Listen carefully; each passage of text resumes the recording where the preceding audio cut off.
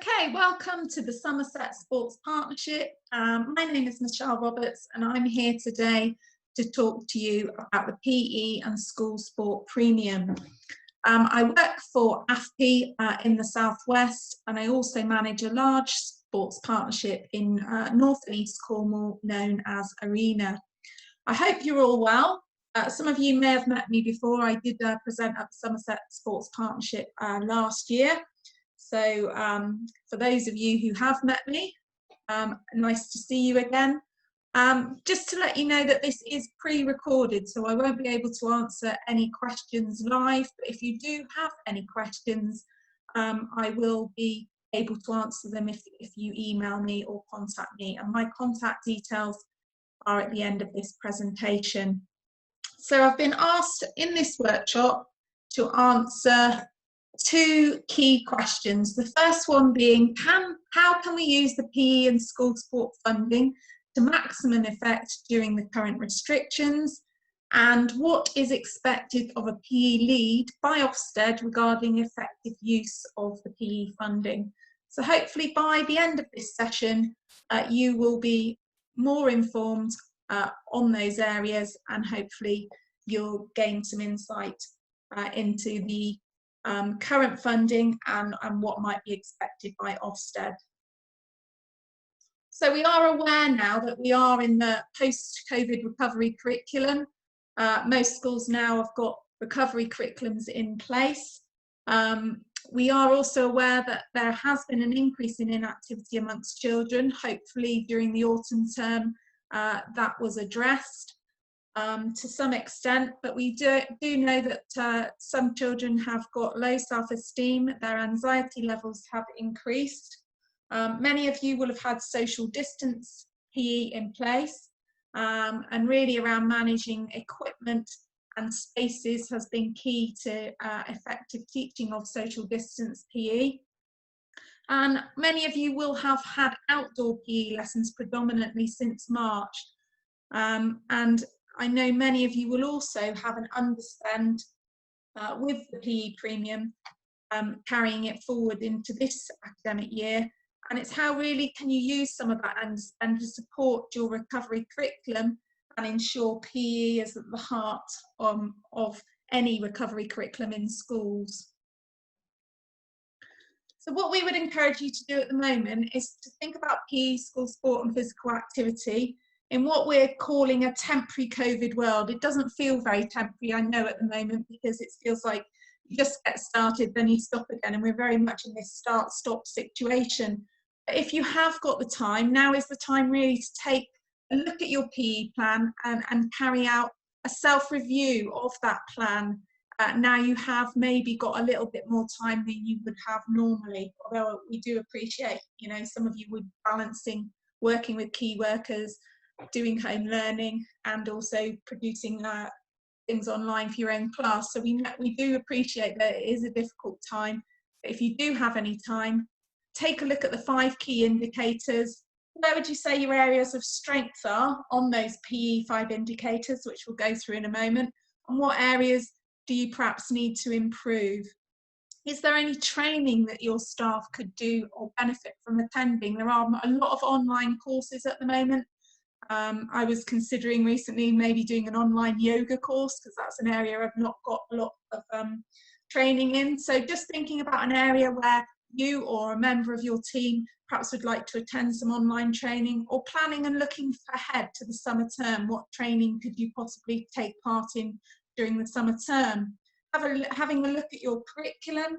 Is it broad and balanced? What schemes of work have you got in place? What assessment you are using?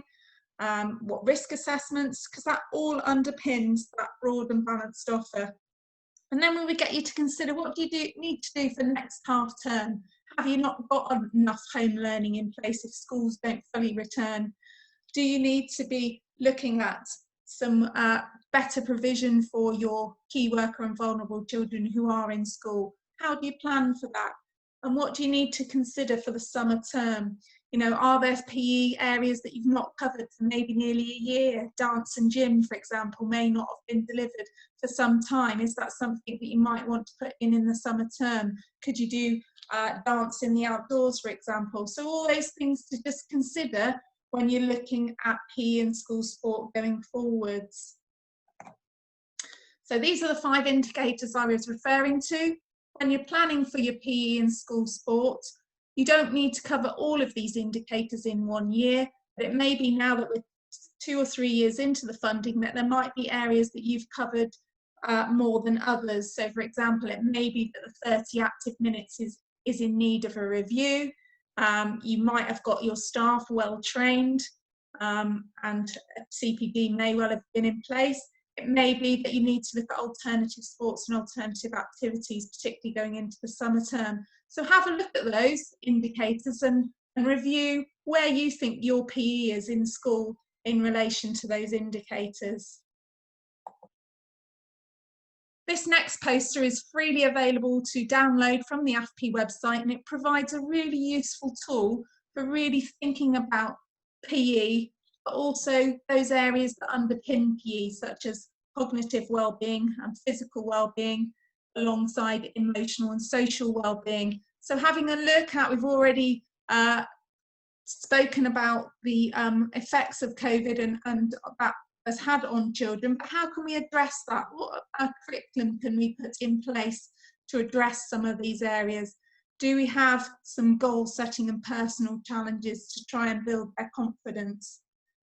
And can we have some team challenges to look at social well-being? Some children, I know we found when we returned in September, there were some year groups that really struggled to work together, having had nearly 5 months out of school. So maybe in the summer term, team building, problem solving and working together is an area you might really want to consider, because we know particular year groups, year 1 for example, in year 4, I was working with those children and they really could not work together. Individual tasks they were absolutely fine at, but actually working together was proving problematic. So it's an area that perhaps you might want to address. So the current COVID restrictions, the latest guidance was issued by the DfE on the 7th of January, and there were really no major changes to the delivery of PE in schools. So it still stands that schools have the flexibility to decide how they deliver PE. What was also interesting is there was reference in the new guidance to health and well-being and making sure school staff understand young people's mental health and well-being as a result of COVID, really, and there was some guidance in there. So it's worth looking at that new guidance, but also as you're planning for next half term or ultimately the summer term, is think about the health and well-being and what programs you're putting in place. And if you do have some underspend from last year, maybe some of that could be put in place. So afPE's come up with top 7 tips for spending effectively your PE grant, taking account of the fact that we do have opportunities through COVID, but we also have challenges. So we've already talked about trying to ensure that your staff are qualified and trained and confident in delivery of PE. Some of you will still be using providers in these times. Some of you may struggle to use providers, but if you are using providers in your schools, trying to ensure that they are training a TA or a teacher, so there is that upskilling and sustainability taking place. So thinking about whole school improvement, can we think about, we mentioned children who might be anxious or have lost confidence. Can we put a programme in place to address particular target groups which might help that whole school improvement? So you might have a girls active club, for example. You might have some health and wellbeing workshops during the summer term to help improve self-confidence, self-awareness. So really targeting some of those whole school improvement areas. Outdoor learning is a third top tip.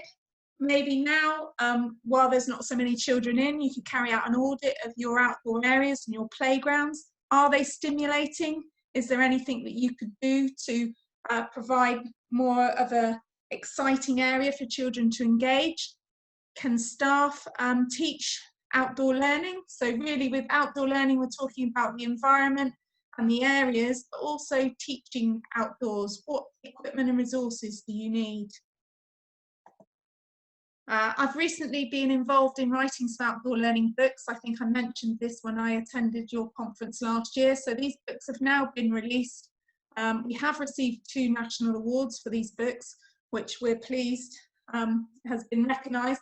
But really, these books have got a complete scheme of work in all the year groups, and they provide a really useful tool if you're starting on your outdoor learning journey and you're not quite sure how to link the curriculum to the outdoors.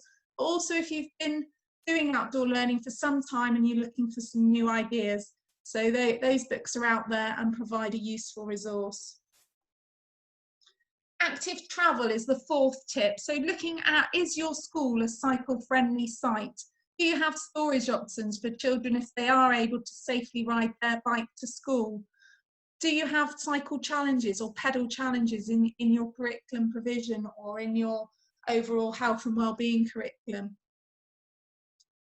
5th top tip, ensuring high quality provision. So really talking to your staff and looking at, is there any areas of training they particularly want to do? Where are they strongest? Where do they want support? So using this time to really look at what is the provision of PE in your school. And the 6th top tip is innovation. So really, you can use some of this funding to be more innovative. It may be that really home learning is really difficult for you at the moment. Could you create a platform or buy a resource to look at a platform on your website for home learning?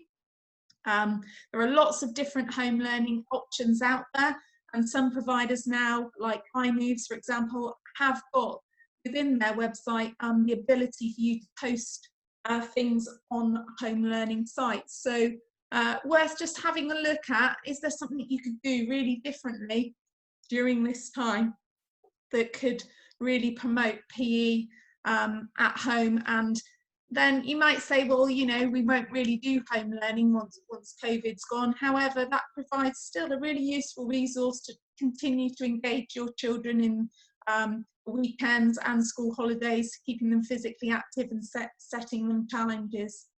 And finally there, the 7th tip is swimming. Now I appreciate swimming is really tricky at the moment. We had pools that opened before Christmas, then they closed again.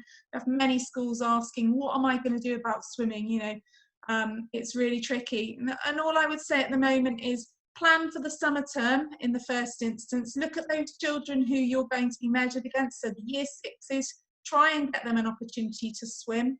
And then obviously year 5 would come next. But really, you may have to think about additional swimming opportunities going forward, maybe into the autumn term, because you might not be able to get all of your children through, obviously in the summer term. But don't forget swimming. It's a really important skill. It's one that your PE plan needs to evidence, and you are measured against it.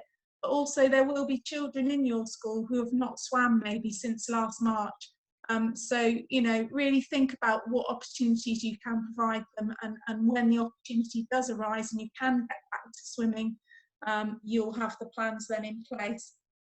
Active Derbyshire have put together some really useful case study examples, which can be found at their website there, which I've indicated. So some really useful best practice examples.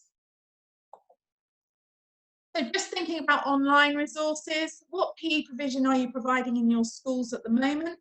What provision in PE are you signposting children to? And remembering really, as I've said, it should be about PE and physical activity. Joe Wicks is fantastic, but what Joe Wicks is not is a PE teacher. You may say this is PE that he's doing, but actually it is physical activity. So make sure you are signposting children to some PE lessons where they're actually learning some skills, such as ball skills, etc., not just physical activity challenges. And then thinking about what plans do you have for the summer term. Try and plan for high quality and then adapt it to meet the COVID restrictions once known, rather than planning it from a COVID base. Plan for high quality and then try and adapt it. And there's a useful site there, www.thinkactive.org. Now that site has lots of different providers on the site which can help signpost to some home learning. So some really useful websites linked to thinkactive.org. afPE's This Is PE, which can be found on the North Yorkshire Sport website, which again is around promoting PE rather than physical activity. So, effective and sustainable use of the primary PE premium. This is a poster that afPE have also produced. So do take a look at that one, download it. The things that you can use the PE premium for. And then most of you, I'm sure, are aware that you shouldn't be using coaches or specialist teachers to cover PPA. And also you shouldn't be using it to cover the minimum requirements of swimming. But do innovate, do have a look at where you need to go next based on that self-review. So we're talking about with the primary and PE sports premium, trying to make additional and sustainable improvements, okay, to add to what the school already offers. And the national curriculum and the PE sports should complement each other. So if you are doing introducing an alternative sport, for example, you might introduce fencing or boccia, and then can you then run an after school club in that sport? So complementing the two really. And trying to look at building capacity and capability within the school. It's really tricky at the moment because obviously staff training is minimal and you're not, some of you, able to get those external providers in to maybe upskill some of your staff. But have a look at, can you develop your site during this time? Can you look at your playground? Can you look at some of your equipment, which are things that don't necessarily involve people coming in onto your site? afPE has put the a new reporting template up for primary PE, which you can download free of charge from their website. So do use that. It is a useful tool for reporting your PE premium grant on. And the PE plan, we'll take a closer look in a moment, but you have got 3 areas that Ofsted will be particularly looking at: intent, implementation and impact, intent and impact. And you can see there who's responsible for those areas. So it's really making sure that senior leaders are signed up to what that intent, what are you trying to achieve through PE? How are you delivering that? What impact is it having on the pupils? You know, could you perhaps do some pupil conferencing with those children who are in school at the moment? Or could you set up an online Zoom and get your children to talk about PE and what they enjoy about PE and what their improvements they'd like to see? And again, also maybe a Zoom with some governors just to talk about what you're trying to achieve through PE. So appreciate time is precious at the moment, but it is important to make sure governors are on board at the moment. And governors, I'm a chair of governors, and although I'm really busy, I know some of my governors are feeling a little bit unloved at the moment, should I say, because you know, it's very difficult for them. And I just had some governors training this morning, and one thing that a school had done was to get a group of children in the head teacher's office and talking to some governors on a Zoom call and doing some pupil conferencing. And that really helped those governors, because at the moment they feel perhaps that they haven't got a role in schools, although it's still very important. So do include your governors. This is another useful tool to looking at the framework for Ofsted. So we're talking about intent being curriculum design. Implementation is all your delivery, and then what difference are you making around that impact? And if we think about behaviour and attitudes, so thinking about what changes are some of the programmes that you're delivering making to their attitudes towards learning, their behaviour, their attendance, how's that helping with healthy living? But underpinning all this is that leadership and management. So making sure you have a clear vision. What's the role around staff development? Do staff have opportunities? to develop themselves. So a really useful tool there. Now this slide shows an example of the afPE development plan, which you can download. So we've got some examples there of intent, implementation and impact. So this one's around whole school improvement. You can see there you're introducing outdoor learning to raise confidence and self-esteem in pupils, delivering it to 8 pupils, so a small group, to build their confidence. And basically the evidence and the impact will come through their attendance, and you can get some pupil conferencing in there. And you've upskilled a TA who has been involved in those outdoor learning sessions, which may have been provided by an external provider. That TA can then look to cascade that training to other members of staff. And again, celebration assemblies, another one to help raise the profile of PE in school sport. And then over here, wider impact as a result of these areas. So pupils taking part are more ready to learn, attendance in school has increased. So you can see there, your intent is very much about what is it you're trying to achieve. So here we're trying to raise the self-confidence of pupils. Implementation, how are we going to deliver it and how much does it cost? And then your impact is what difference has it made? Okay, so that gives you an example there of how we've evidenced the delivery of PE in school. So intentions, how did you decide on these? So what were the reasons behind what you were trying to do? Implementation, which will include costings, and impact is what difference you've made. So remember, impact is about the pupils, not teachers. So it's really about what difference has it made. So if Mrs. Brown has been on a gymnastics training course, she may feel upskilled, but what difference has it made to the teaching she's now doing? Include some benchmark data. So it may be that you've got children who are not attending an after-school club. So it may be 30% of children in your school do not attend after-school clubs. You then put on a range of after-school clubs and there is an increase. So that's the difference it's made.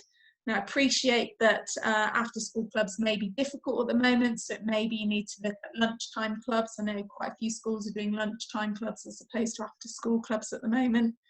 When you're writing your plans, think about qualitative as well as quantitative data. So really it's numbers as well as that softer data around behaviour, attitudes to learning. Also make sure in your plan to include activities that have cost nothing or have been funded internally, because that's still taking place and it's still making a difference. And also be clear and concise about your sustainability strategies. So next steps, as well as this is why this is sustainable. And looking at what's the value added and connecting it to other areas of the curriculum as well is very important. So quantitative data, as we talked about, is that softer data, not necessarily about numbers. So we've put together here some of the language that you could use and also what you're looking at in your impact as to what that might look like if some of your programs have made a difference. So being coachable, being prepared, all of those are qualities that should be there if the programs you've implemented are starting to make a difference. So we have been asked on what you do around non-delivery due to COVID. We were hoping this year that wouldn't be an issue, but unfortunately we're now in a stage where this term it may be things that you've had planned have not been able to take place. So really in your plans you just need to look at what your intention will be with the funding going forward. When will you be able to deliver the activity, or when are you hoping that you might be able to? Do you need to change the activity? So if it's not going to be achievable, there is no reason why you can't change it. But think smart. Summer term is no doubt going to be a very busy time. So don't set yourselves up to deliver an all singing, all dancing programme in the summer term. then you may have pressures coming in from elsewhere. So just think small, measurable, realistic targets. And you do need to make sure if you did have any underspend from 2019-2020, that is reported on your plan, known as the COVID underspend, by March the 31st, 2021. So just signpost, say you had £3,000 underspend from last year, what have you spent that on in these last 2 terms, and how you've accounted for it. So if we look at what the plan might look like if you're reporting on COVID underspend or things that can't take place. So for example, introduce a health and wellbeing club in the summer term. Due to COVID-19, this could not take place. So it's now intended that the club will take place in the following summer term. So this is relating to last year, but it's just saying when you hope to do it, who's going to be involved. And so you've got a health and wellbeing week there as well. Couldn't take place in the summer term. So we're going to have weekly workshops going forwards rather than a health and wellbeing week. So it's just maybe adapting, changing what you're planning to do, or changing the activity completely. And there's absolutely nothing wrong with that. Just pop it in your plan and explain why. So we often get asked about the deep dives. Ofsted are not taking place at the moment, but the plan is that they could take place in the summer term. Just to make you aware, 17% of all primary deep dive inspections in 2019 to 2020 were in PE. Now, some of that is because head teachers and subject leaders have chosen for that to happen. Some of it is obviously Ofsted asking for that. So it will be a mixture. But I think some schools choose PE because, unlike other foundation subjects, you have got a lot more evidence. So how would you prepare for a deep dive in PE? What you'd need to look at is curriculum coverage. Check your plans and make sure that they provide a picture over time of the subject. And then have a look at, do you have a vision for PE? Have you got your curriculum map? Have you got a progression skills document? Have you got your sport premium evidence and your impact document? What's your physical activity policy? So really it's about making sure that you've got all that evidence in place. I know we had a deep dive in one of our local schools back before the first lockdown, and the PE in the school was reasonably good. The delivery was quite strong. They had a specialist who came in, I think it was something like 3 afternoons a week. But what Ofsted picked up on was the fact that they were paying for somebody to come in and doing all this great delivery, but they weren't using the knowledge of that person to look at the leadership and management of PE, and therefore the leadership and management of PE was raised as not being where it needed to be, and that they weren't necessarily deploying this specialist in an effective way to upskill staff within the school. So, you know, if you have got somebody who comes in, make sure that they are being used to upskill others, and also use their knowledge and expertise to support you in the development of the curriculum. So it might be the maths, can they support you in the progression skills documents, etc. And the other thing to make sure of is that your school website is up to date, and the learning environment reflects what your vision is for PE. So I go into many schools, and there's not one notice board up with PE even recognised, and that's really important. And appreciate that sometimes you have to really negotiate for that space for PE, but that notice board starts to be a tool for how your vision is reflected, but also your website as well, making sure you've got a dedicated area for PE, and that reflects what you're trying to achieve. So if you did get a deep dive, what they would be looking at is the subject leader and the inspector would be looking with you at what is your curriculum intent and what are you trying to achieve through PE. There could then be some lesson observations. Obviously it would depend on the size of your school, but up to 4 is what they are suggesting. Obviously in a small school you probably wouldn't get as many as that. They will talk to pupils and look at the work they're doing in PE. and that's where having some examples on your notice board or display boards really become a useful evidence tool. They will meet with the teachers and discuss the content of your curriculum, looking at your curriculum maps, looking at your schemes of work, and how it's sequenced. And I think when you're preparing for your deep dive, keep in mind those 3 I's, making sure that you do know and you're very clear about what your intent is in PE.